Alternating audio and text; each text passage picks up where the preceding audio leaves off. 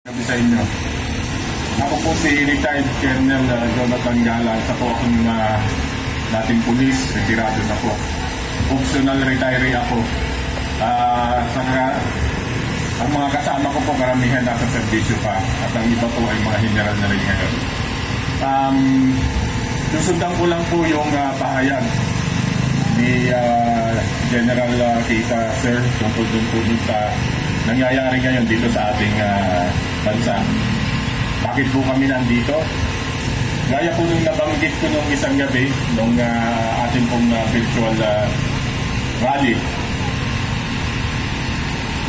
Iba na po kasi ang nagiging kalakad sa gobyerno. Hindi po natin kinakalaban ng gobyerno. Ang hindi po natin gusto ay yung nagpapalakad sa gobyerno. Yung administrasyong nakaupo ngayon. Ang aking pong background, gaya ko po nung nasabi nung gabi, kami po ay sumuporta sa pamilyang Marcos kahit noong unang panahon pa.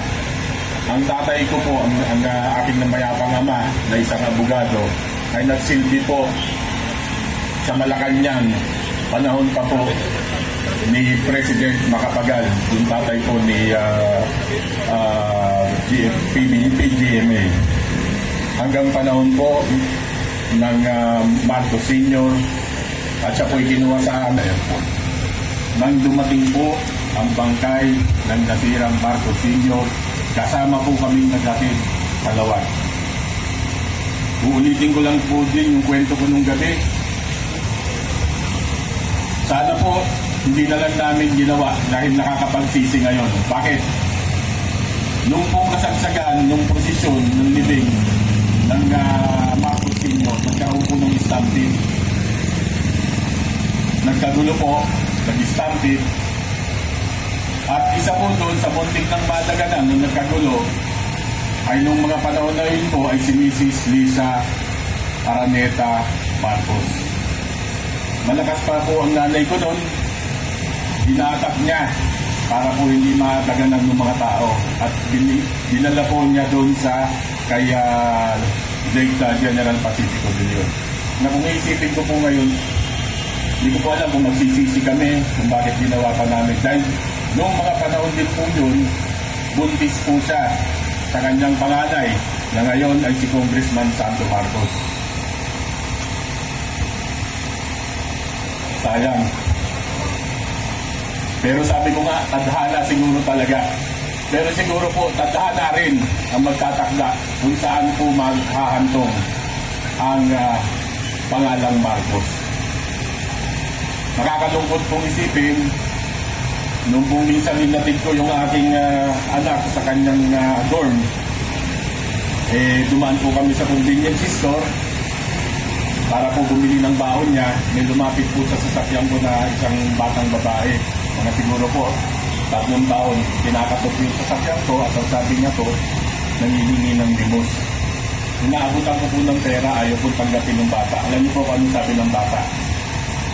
Kuya, gutom na po ako. Kahapon pa ako hindi kumakain. Hindi ko po kailangan yung pera. Pagkain po ang gusto ko. Ganun po yung pumaw sa kalooban ko ng gabi na yun. Kaya po naisip ko, sobra na to. Sobra na. Pinag-aawal kita. Kaya nga po sinasabi ko, kung hindi tayo titindig, hindi natin ipakikita yung indignation, yung ating sama ng loob. Ganda kasi ng pwesto mo eh. Paano pa po yung bukasan nitong mga anak natin at saka magiging ako natin? Sabi po nung anak ko na Gen Z, binoto mo yan nangampanya ka pa.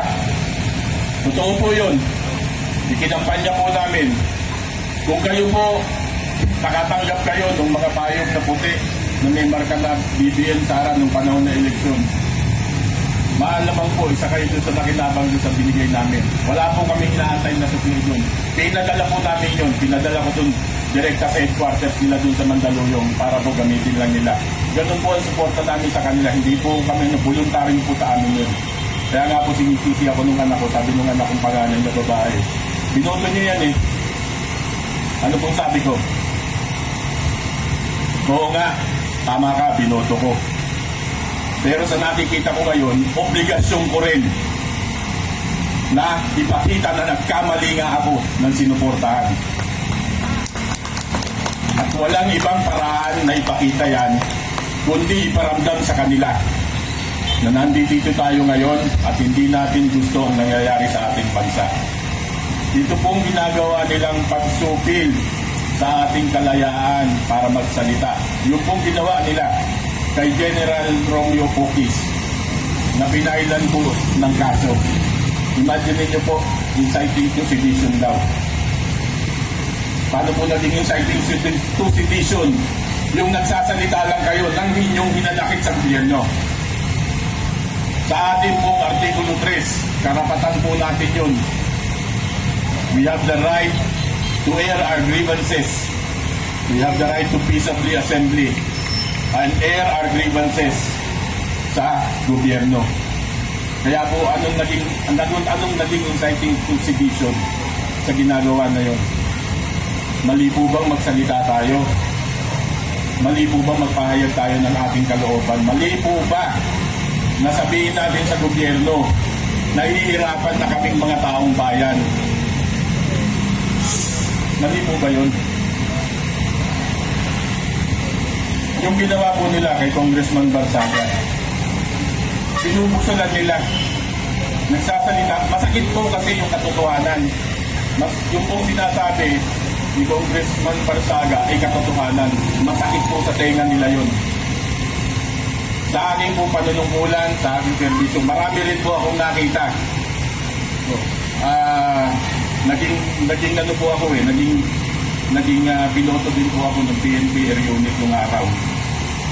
Meron po kaming mga naisakay Guys, na mga please support na lang sa ating channel guys. Pa 100 na lang po ng like para ma-recommend po tayo.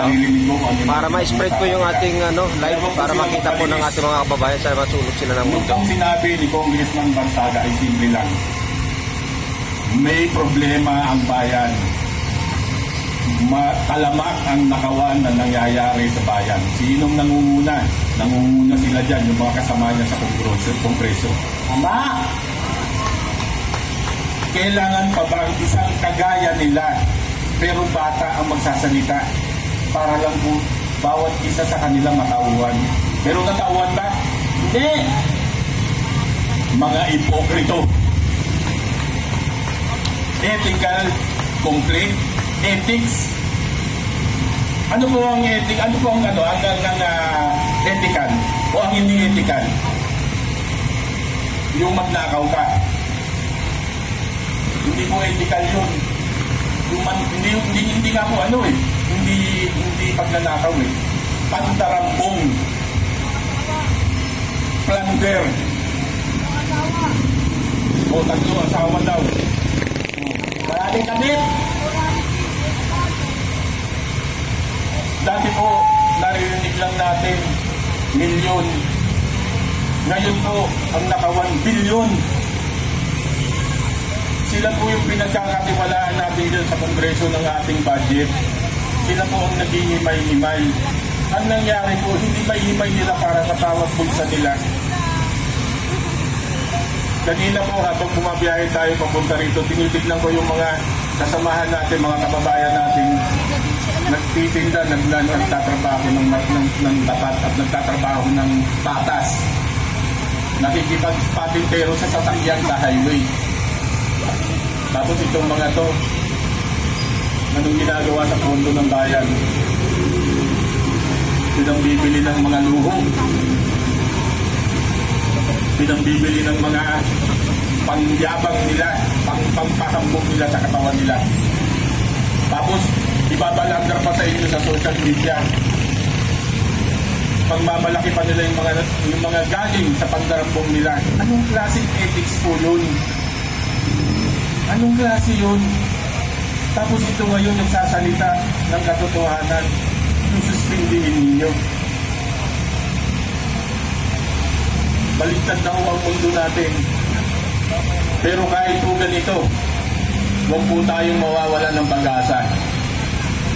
Ang Panginoong Diyos po ay hindi natutulog.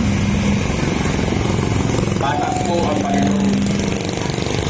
Kung minsan po sinasabi na si Lady Justice, yung kung ano yung nakapiring na medyo ngayon nakataas na, nakahalahat na rin ng kamay. Maaari po siyang ganun. Pero yung kung nasa taas, nakikita po niya ang nangyayari sa atin ngayon.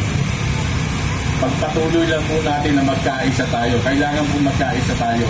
Kailangan po tayong manindigan at labanan po natin yung mga maling gawain sa gobyerno. Bawat isa po sa atin may obligasyon dahil pagdating po ng panahon, ang mga anak, ang mga apo natin at ang mga kaupo-upuan natin ang maghihirap at magsasagot pa rin po sa mga pandarambong na ginawa nila. Wala pong ibang panahon, hindi po kahapon, hindi po bukas. Ngayon na po, kailangan po manindigan tayo. Ama! Hindi ko na po masyadong pahabain. Ang sa akin lamang po, magkaisa po tayo. Magkaisa po tayong lahat at ipanalangin po natin na sana po ang ating mga pinuno, lalong-lalo na po yung nandito sa loob ng House of Representatives. Hindi po representatives, representatives ay magising at matauhan at kalaban po ng hiya. Magandang gabi po sa inyong lahat. Maraming salamat po.